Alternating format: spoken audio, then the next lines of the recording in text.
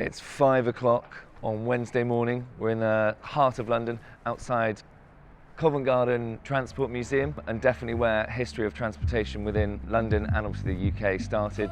We've got 10 days to go from here down to Spain. Super ambitious, but we're looking forward to it.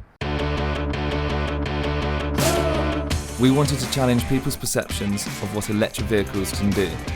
Can we cross a continent using electricity alone? The goal was to cross Europe to reach the Iberian Pole of Inaccessibility.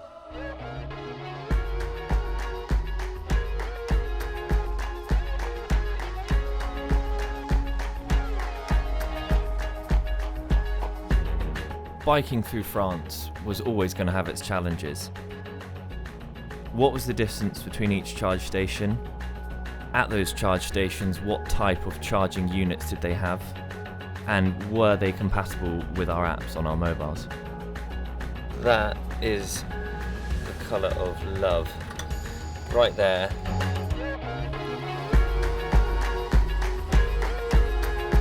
Yesterday was a very long day. We left at 10 in really heavy rain, and I had a range of 170 kilometres and we had 157 to go, which meant I could only ride at 65, 70 kilometres an hour. And we did about 2 hours, 10 minutes last night. It was freezing cold, couldn't see anything because of the rain. I had 1% on my iPhone, and that lasted half an hour somehow. And then we finally got here, genuinely finally got here, and I had 20 kilometres on my bike, which was, yeah, amazing, extremely lucky. When arriving at a new charge station, we hoped that it was compatible with our app and it had a Type 2 charger. All the apps that we did actually have weren't working. All the apps for this were in French. So we've actually resorted to our last app. So it's just a case of plugging that in. There's the light. And it appears that it's actually working.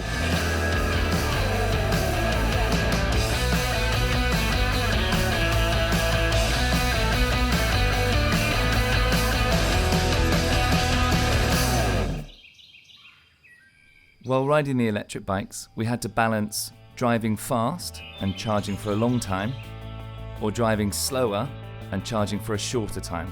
It was all about finding the right balance.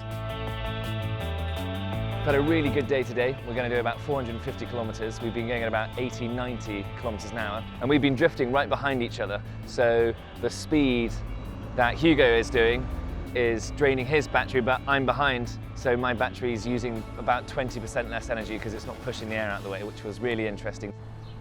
What we've noticed in France is there's been a huge amount more charging facilities and different types of charging facilities than there is in the UK. But now we've got Bordeaux, it's going to be really exciting to keep pushing the envelope of what we understand about the bikes.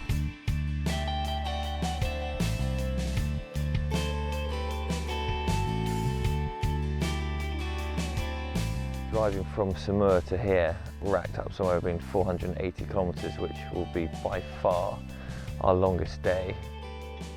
Today, in fairness, has gone pretty well. What we are trying to work out is how much juice it was to get here. Just to show you how close we were, it's 7%, so we had about 10 kilometres of range before those things would have cut out. Really looking forward to getting some food, getting some sleep, and waking up to a view to a giant sand dune.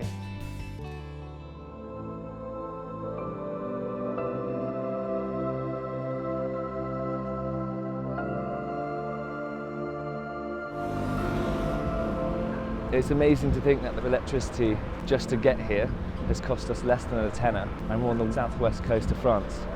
For me and us, I think that's an amazing thing to travel so far on future technology that's just starting to become feasible commercially around Europe and the rest of the world. We're one of a very few handful of people who've travelled thousands of kilometres in one journey to get to somewhere so beautiful.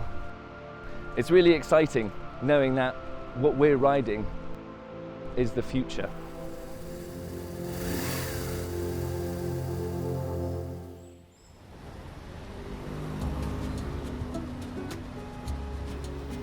Over the last couple of days, we'd really got to understand the bike's range and capabilities. The changing landscapes were breathtaking, from the cliffs in northern France to the countryside, the forests and the towns. We arrived in the Pyrenees, looking forward to testing the capabilities and the performance of the bikes in a mountainous environment.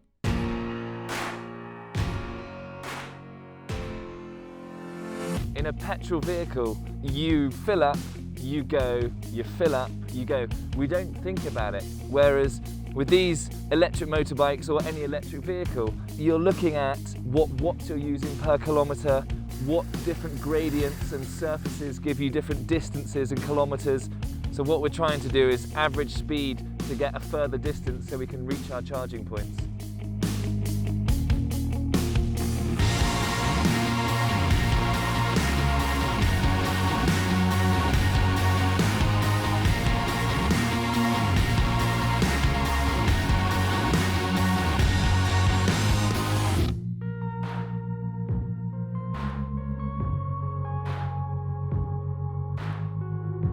We are now in Huesca, which is about 45 miles into Spain. Where these charging points are located, it does not necessarily mean they are located there. And that's what we're gradually finding, is that the apps that we've been doing our research on aren't quite up to scratch in terms of locating all the charge points. The one thing technology allows you to do is to research all these different places you're about to go to. But we never saw this on any search site, and this is the wonders of coming off the beaten track and just letting the road lead you wherever it wants to take you.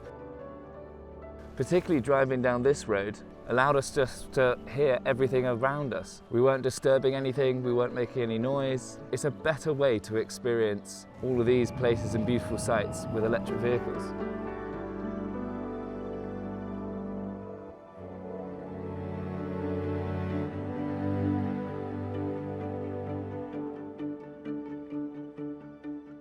We're driving towards Madrid and we've come across this wind farm, and interestingly enough, Iberdrola, which is the app that we are using to charge our vehicles at all these stations in Spain, run this entire wind farm that you see here today. So it's a really nice, holistic way of looking at the wind and these turbines that's producing the electricity that is powering our Iberian Pole expedition.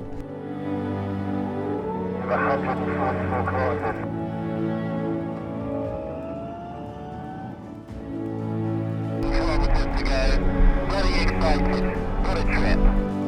We've just arrived at our fourth Pole of Inaccessibility. It has been one hell of a journey on our electric vehicles.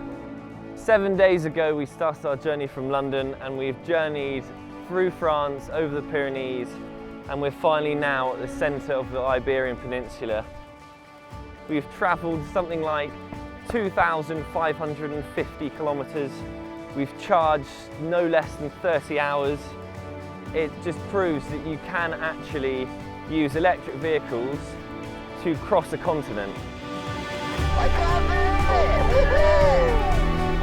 From start to finish, we've achieved what we set out to do. By changing our mindset and adopting new tech, we've proven that long-distance travel is possible. The last 7 days has taught us that we can move away from petrol. Thinking differently about how we travel and explore our fragile world can only benefit us and the next generation. Right there. Yeah.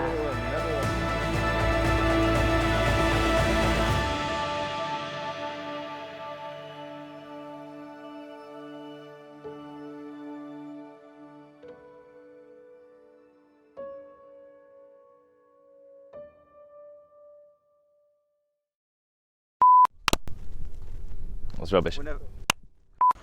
Alligator, Mark 1.